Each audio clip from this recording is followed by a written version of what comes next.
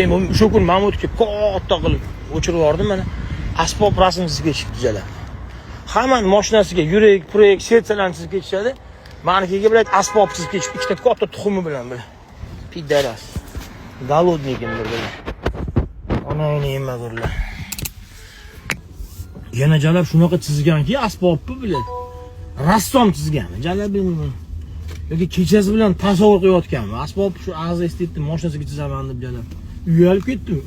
Eng qizig'ini eshitdinglar. Men u asbob bilan necha kun yurganman, hali bilmayman. Orqamdagi mashinalar uni ko'rgan-ku. Kamida 1-2 kun yurganman u asbob bilan.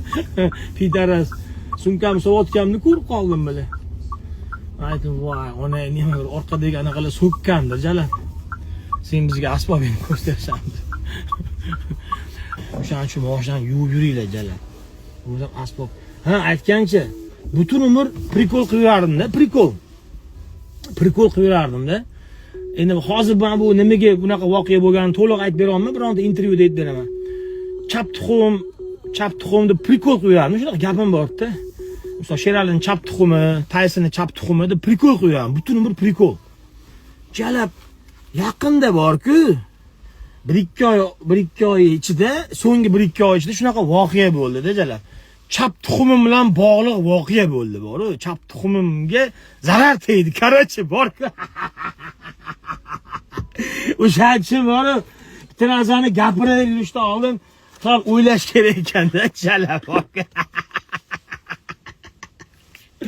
Ay, hali to'liq bironta bir intervyudami yo biron bir jonli efirdami aytib beraman. Nimaga chap tuxumga nima qildi?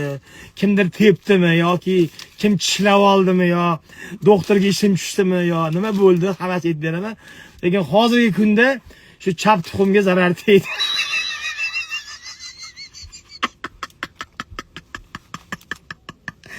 Voy, faynimagan. O'sha kun Mahmudga katta asbobsiz ketdi, kimdir rasmini bor-ku. Yana jalab namin qilganmi bilmayman, chap tuxumini kattaroq qilib ketdi, pidaras. Kechirsalar.